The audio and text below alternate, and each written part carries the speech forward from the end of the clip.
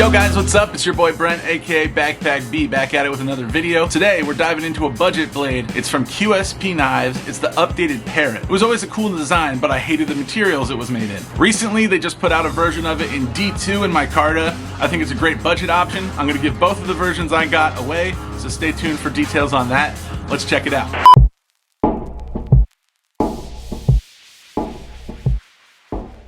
Here it is, the QSP Parrot with updated materials. Before this update, the Parrot was a G10 knife with 440C steel. QSP found a way to update the materials on the Parrot to Micarta and D2 steel while keeping the knife under $30, which is great. I'm a fan of QSP as a brand. I have several of their knives, and the QSP Puffin is one of my all-time favorite EDC knives. So I was excited to check out the updated version of this knife. Let's take a look at specs. Weighing in at 3.12 ounces, the 2021 QSP Parrot has a handle length of 4 inches, a handle width of 1 inch, and a handle thickness of 0.5 inches. It has a blade length of 3.25 inches, a blade width of 0.875 inches, and a blade thickness of 0.12 inches, giving the Parrot an overall length of 7.25 inches. It features D2 steel thumb stud deployment, a liner lock, a lanyard hole, micarta handle scales, a copper washer pivot system, and a flat ground spear point blade.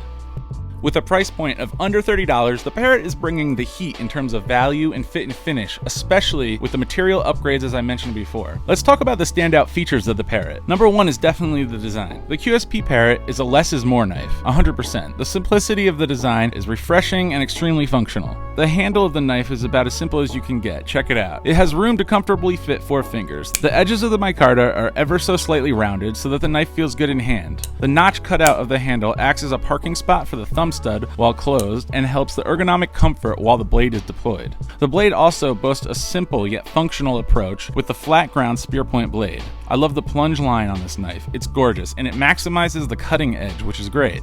Next standout feature is the fit and finish tolerances, overall build quality, and materials. This is where QSP shines on many of their knives in my opinion. The QSP Parrot is well built, well put together, and well executed. Out of the box, the blade is centered right down the middle. There's zero blade play, the liner lock locks firm and comes in at about 35 to 40% of the tang. The whole knife feels solid and the fit and finish is simply impressive. And of course the materials now being micarta and D2 like I've mentioned many times rather than 440C and G10 really made this piece stand out as a winner. And final standout feature is price, and if you're featured in Brent's Baller budget blades, price is always going to be one of the standout features. Coming in at right under $30, the Parrot is an extremely competent value offering from QSP.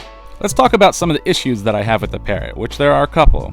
The number one major flaw in this design is absolutely the pocket clip. This is what the original clip that comes with the knife looks like. It's just an obvious afterthought. In my opinion, it feels outdated. I replaced the clips on both of these knives with deep carry pocket clips made by Civivi. I got them off Amazon for $5 each. I put a link in the description of where you can get a replacement clip. QSP has deep carry clips on a majority of their knives now, so I just don't understand why they couldn't upgrade the clip for the Parrot.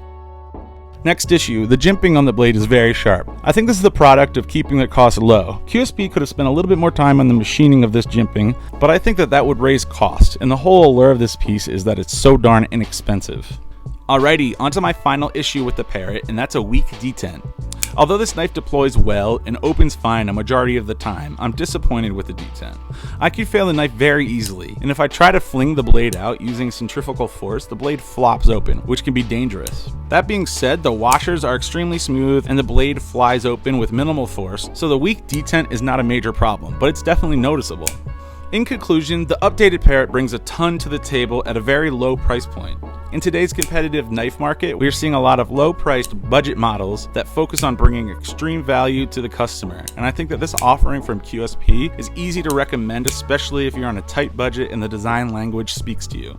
I think that QSP did the right thing by updating their materials and keeping the price very low. Now, only if some other companies would do the same thing and update their lineup with different materials. I'm looking at you, CRKT. Shots fired.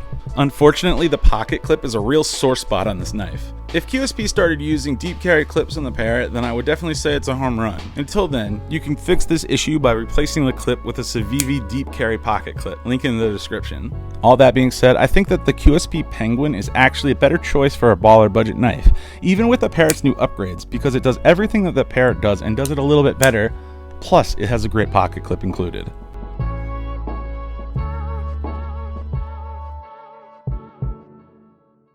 Yo, what's up guys? I hope you enjoyed the video. So I'm giving the 2 knives that were featured in this video away. Both of them are QSP Parrots with Micarta and D2 Steel, and I updated the clip to the Civivi clip on both of them. To be entered, all you have to do is subscribe or be subscribed to my YouTube channel. Follow me on Instagram at BackpackB. Be 18 or have a guardian's permission, and then comment on this YouTube video, and that's it. Then you'll be entered. I'm gonna pick the winners on July 30th during the live stream for the Eye For Sal raffle. So watch it there to see who wins.